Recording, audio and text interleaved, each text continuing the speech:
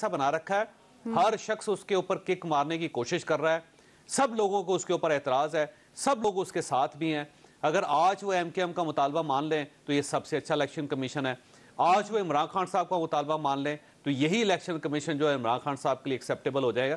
तो मेरा ख्याल ये कि रियासती इदारों के बारे में रियासत को कुछ सोचना चाहिए, को मिल के बैठ के कोई फैसला करना चाहिए, मोटरवे की तरह कि वहां पे जाके मोटरवे पुलिस के रवैये पे कोई एतराज़ नहीं करता क्योंकि वो सॉलिड हो चुका है। सेम इसी तरह आप इसी पैटर्न पे मुख्तलिफ इदारों को बनाएं। लेकिन जावेद चौधरी साहब, यहाँ पर सवाल ये उठता है कि ये बैठेंगे कैसे, ये फिर आप इंतजार करेंगे वो काम करें।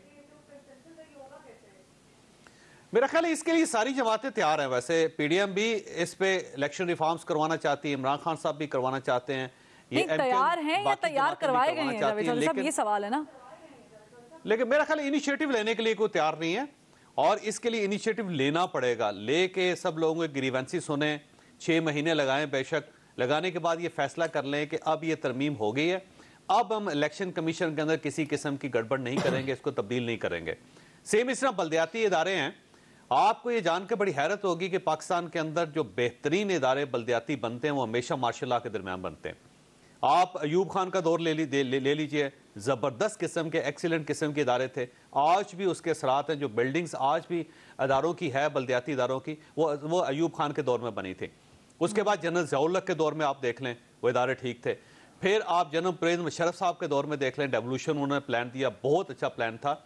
बदकिस्मती पाकिस्तान की ये है कि जो बुनियादी जमहूरियत है वो हमेशा मार्शल लॉ में पनपती है और जब जमहूरी हुकूमतें आती हैं तो वो सबसे पहले इन बल्दियाती इदारों को कुर्बान करती हैं, इनका सर कलम करती हैं। तो अब ये जो एक चीज़ है कि आप अपने आप को जमहूरियत ज़्यादा भी कहते हैं कि जमहूरियत होनी चाहिए पाकिस्तान में, लेकिन आपकी पार्टी के अंदर भी जमहूरियत नहीं है और जहाँ से जमहूरियत निकलना है, जो बुनियादी जमहूरियत है, जहां से नर्सरी तैयार होनी है, आप उसको भी नहीं चलने देते, तो फिर कैसे पाकिस्तान चलेगा। मेरा ख्याल है कि इलेक्शन कमीशन के बारे में दोबारा सियासी जमातों को रिविजिट करना पड़ेगा, कुछ पैरामीटर्स बना के उनको फिक्स करना पड़ेगा और फिर उनको ये मौका देना पड़ेगा कि वो बल्दियाती इलेक्शन वक्त पे करवाएं और बाकी इलेक्शन भी वक्त पे करवाएं और कोई उनके मामले में इंटरफेरेंस ना कर सके। रहमान, कोई ही ऐसा इलेक्शन, अब जाहिर है you have experienced all these years, शायद ही कोई याद पड़ता हो कि जिसमें ये कहा गया हो कि जी धांधली नहीं हुई थी। हर दफ़ा यही कहा जाता है कि चाहे वो बल्दियाती इंतखाबात हैं या बाई इलेक्शंस हैं या जनरल इलेक्शंस हैं, किसी ना किसी फरीक की तरफ से ये कहा जाता है कि उनके साथ नाइंसाफ़ी हुई है और इलेक्शन कमीशन का जो किरदार था ना वो बाइस था। ये तो हम जुमला सुनते ही आ रहे हैं, लेकिन थोड़ा सा इसको आगे लेके चलते हैं। इख्तियारात नीचे की सतह पर पहुँचाना, क्योंकि बल्दियाती निज़ाम लाने का मेन मकसद तो ये होता है कि एक आम फर्द के जो गली मोहल्ले के काम है या जो निचली सतह पर काम जो MNAs MPs नहीं कर पाते हैं, जो सिस्टम के थ्रू चलने चाहिए, वो होते रहे। और हमने देखा है कि तमाम पार्टीज़ ने स्लोगन तो लगाया रखा है कि हम बल्दियाती इंतखाबात कराएंगे। ना पीपल्स पार्टी उस पर पूरा उतर सकी, ना PTI ने जैसे कि वादे किए थे वो भी पूरे नहीं हो सके। नून लीग वाले, इस्लामाबाद वाला, को पता ही है कि मसला है वहाँ पर भी बल्दियाती इंतखाबात कराने का। तो आप क्या समझते हैं, यहाँ पर कराची में, हैदराबाद में बल्दियाती इंतखाबात तो हो गए आज, क्या ये वही रिवायती बल्दियाती इंतखाबात हैं कि जहाँ पर नीचे की सतह तक जो है ना इख्तियारात पहुँचेंगे, ना फंड्स पहुँचेंगे, मेयर कौन सा होगा, मेयर के इख्तियारात लिमिटेड होंगे नहीं होंगे? देखिए फरवा, इसमें बुनियादी जो मसला है ना, इख्तियारात की जगह या उसको इख्तियार कह लें, वो बुनियादी मसला फ़ंड्स का है। जो फ़ंड्स मिलते हैं वो किसने ख़र्च करने हैं। कोई भी सूबाई हुकूमत ये नहीं चाहती कि जो फ़ंड्स हैं और ख़ास तौर पर जो डेवलपमेंट का फ़ंड है वो उनकी बजाय जो नीचे यूनियन कौंसिल पर लोग हैं उनको जो है वो मिले। तभी बल्दियाती, ये जो जावेद चौधरी साहब अभी बात कर रहे थे कि जो माशाल्लाह हुकूमतें हैं उनमें हमने देखा कि ज़्यादा एतमाद जो है वो किया जाता रहा इन बुनियादी हुकूमतों पर, बल्दियाती इदारों पर, ना कि सूबाई हुकूमत पर और कौमी असम्बली जहाँ पर जो थी।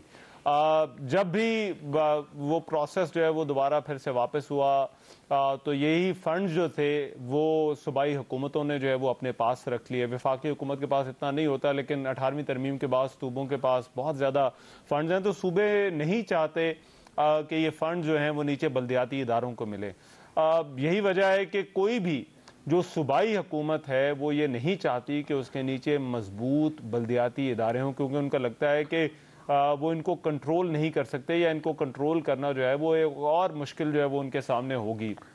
और क्योंकि उन्होंने अपने काम करवाने होते हैं, तो वो काम जो है वो फिर MPs की बजाय जो है वो नीचे यूनियन काउंसिल वाले कराएंगे। तो यही वजह है कि चाहे वो तहरीक इंसाफ की हुकूमत हो, चाहे वो मुस्लिम लीग नून हो, पाकिस्तान पीपल्स पार्टी हो, ये बल्दियाती इदारे बना देंगे। अभी भी आप देखिए ये बल्दियाती इलेक्शन कराने पर कोई भी तैयार नहीं है। ये हर जगह पर, पंजाब में, खैबर पख्तूनख्वा के अंदर, सिंध के अंदर, इस्लामाबाद के अंदर, ये बार बार अदालतें करवा रही हैं। ये इंतखाबात जो हैं ये सूबाई हुकूमतें नहीं करवा रही, ये इंतखाबात अदालतों के हुक्म पर हो रहे हैं। अदालतों ने ऑर्डर दिए हुए हैं कि आप इस तारीख तक जो है वो इंतखाबात करवाएं। सिंध का भी यही हाल है। खैबर पख्तूनख्वा में जो इससे पहले इलेक्शन हुआ वहां पर भी जो है वो इसी वजह से हुए। पंजाब के हवाले से भी मामला जो है वो अदालत में है। तो ये हर जगह पर अदालतों के हुक्म पर हो रहे हैं। देखिए, जो इलेक्शन कमीशन की बात हो रही थी, ये जमहूरियत के मैच्योर होने की निशानियों में से एक निशानी होती है कि जब आप इंतखाबी नतायज को तस्लीम करना शुरू कर दें। मैं 2014 में इंडियन इलेक्शंस जो है वो उनको कवर कर रहा था। अब आपको ये जानकर थोड़ी हैरानी होगी कि वहाँ पर जो चीफ इलेक्शन कमिश्नर है, जब ज़ाब्ता अखलाक का ऐलान हो जाता है तो वो भारत के वज़ीर आज़म से ज़्यादा उसके पास इख्तियारात जो है वो आ जाते हैं। और वो इतना पावरफुल होता है कि वजीर आजम अब अगरचे अपनी सीट पर मौजूद होता है, लेकिन उसके पास वो इख्तियार नहीं होता। और 2014 में मुझे याद है कुरैशी साहब थे, क्योंकि मेरी उनसे मुलाकात भी हुई थी, एक मुसलमान थे जो कि 2014 के इंतखाबात में चीफ इलेक्शन कमिश्नर थे। और वो इलेक्शन हुआ और सारे पूरे भारत में उस वक्त, अभी जाहिर बात है अभी तो बहुत ही हालात खराब हो गए, लेकिन उस वक्त भी इसके कुछ आसार थे। लेकिन किसी ने कोई ऐसा एतराज नहीं किया था कि ये इलेक्शन जो है वो उसमें धांधली हुई है या कुछ हुआ है।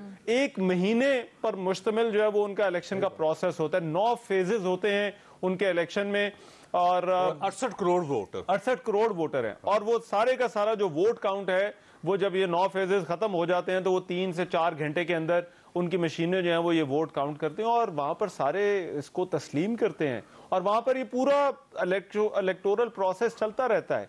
लेकिन इसमें बुनियादी मसला ये है कि हमारे यहाँ जमहूरियत अभी उतनी मैच्योर नहीं हुई, ना होने दी हमने और ना होने दी। इसमें कोई शक नहीं, आप बिल्कुल ठीक कह रहे हैं। क्योंकि देखिए आप दोनों ने एग्री किया कि होने नहीं दी है, तो इसमें गलती क्या है? जमहूरियत पसंद पार्टी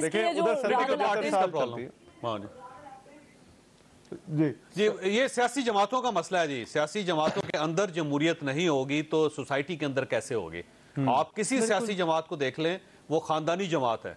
और वहां पर मतलब इमरान खान साहब आखिरी पार्टी है इस वक्त, आप सबसे बड़ी पार्टी है, इसमें कोई शक नहीं है। लेकिन क्या इमरान खान साहब अपनी जगह पे किसी और को चेयरमैन बनने देंगे? और अगर वो किसी और शख्स को अपनी कुर्सी पेश करने के लिए तैयार नहीं है तो फिर जमहूरियत कैसे चलेगी? लेकिन जो सब खानदानी तो पार्टियां वहां पर भी हैं, वहां पर भी शख्सियत परस्ती होती है, लेकिन वहां पर उनको इतना वक्त मिला है। उसके अंदर देखें नहीं तब्दीली। मतलब आप ये देखिए वहां पे इंट्रा पार्टी इलेक्शंस होते हैं। नरेंद्र मोदी एक झाड़ू फेरने वाला बंदा, वहां पर कांग्रेस के अंदर भी इंट्रा पार्टी इलेक्शन होते हैं। अब 2 बार प्राइम मिनिस्टर है इंडिया का, तो आप खुद अंदाजा लगाएं कि वहां पे एक स्पेस है कि आप ऊपर आ सकते हैं। सेम इसी तरह मनमोहन सिंह प्राइम मिनिस्टर थे कांग्रेस के, वहां पे इतनी कांग्रेस के अंदर भी स्पेस है कि वो किसी और को प्राइम मिनिस्टर बना सकते हैं और उसने बड़ा परफॉर्म किया। पाकिस्तान के अंदर बदकिस्मती ये है कि पाकिस्तान पीपल्स पार्टी है, तो उसका प्रेसिडेंट कौन होगा? आसिफ अली जरदारी साहब होंगे। प्राइम मिनिस्टर कौन होंगे? बिलावल भुट्टो होंगे। और सेम इसी तरह पाकिस्तान मुस्लिम लीग नून है, और उसमें प्राइम मिनिस्टर कौन होंगे? मियां नवाज शरीफ होंगे। प्राइम मिनिस्टर कौन होंगे? मियां शहबाज शरीफ होंगे। चीफ मिनिस्टर कौन होंगे? हमजा शहबाज होंगे।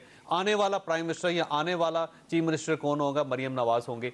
तो यहाँ पे सेम इसी तरह मौलाना फजलुर रहमान साहब की पार्टी है, बीजेपी इसी तरह ये जो ANP है, आप उसको देख लीजिए। तो आप किसी भी पार्टी को उठा के देख लें, वहां पे सवाए जमात इस्लामी और MKM के अलावा आपको वहां पे फैमिली परवेल करती हुई नजर आती है। तो जब आपकी पार्टी के अंदर जमहूरियत नहीं है तो फिर आप किसी इदारे में जमहूरियत कैसे बनने देंगे? फिर आप बुनियादी जमहूरियत की तरफ कैसे जाएंगे? फिर सोसाइटी में कहां आप जमहूरियत को परवान चढ़ाएंगे? तो ये बहुत बड़ी ट्रेजेडी है पाकिस्तान के अंदर। मैं इसमें एक चीज थोड़ा सा जरा मैं इसमें ऐड कर दूं, क्योंकि आप ये देखिए कि यहां पर इलेक्शन कमीशन को भी जिस तरह से इस्तेमाल किया गया है, उसकी वजह से पॉलिटिकल पार्टीज का भी ट्रस्ट नहीं है इस इदारे के ऊपर। लेकिन उसमें कुछ वक्त लगेगा। देखिए, जब हम बाहर की मिसाल देते हैं, आप इनको बाख्तियार करें, इनको फंड्स दें, तो फिर जाहिर बात है इनके पास जो है वो ताकत आ जाएगी। ठीक है, रहमान इस्तेमाल ना करें, इदारों को अपने मुफाद के लिए इस्तेमाल ना करें। लेकिन आपने जो कि भारत का जिक्र कर दिया, भारत जो है वो 5वीं 6ठी इकोनॉमीज में बड़ी शामिल है, और इसके अलावा कि वो हमारे हमसाए हैं, वहाँ पर जब ओथ टेकिंग सेरेमनीज होती हैं तो उनके जो एक्स प्राइम मिनिस्टर्स होते हैं वो भी उसमें शामिल होते हैं। मतलब अपार्ट फ्रॉम दैट के इख्तलाफात जितने मर्जी, हमारे यहाँ पे बहुत सारी रिवायतें जो है ना वो चेंज होने की ज़रूरत है। ताहिर अशरफी साहब मौजूद है हमारे साथ। सर, मुझे ये बताइएगा कि ये बल्दियाती इंतखाबात तो हो गए, रिजल्ट्स भी आ चुके, क्या हम आने वाले दौर में सिंध में या पंजाब में या KP में, बलूचिस्तान में बल्दियाती इंतखाबात के बाद बल्दियाती इदारों को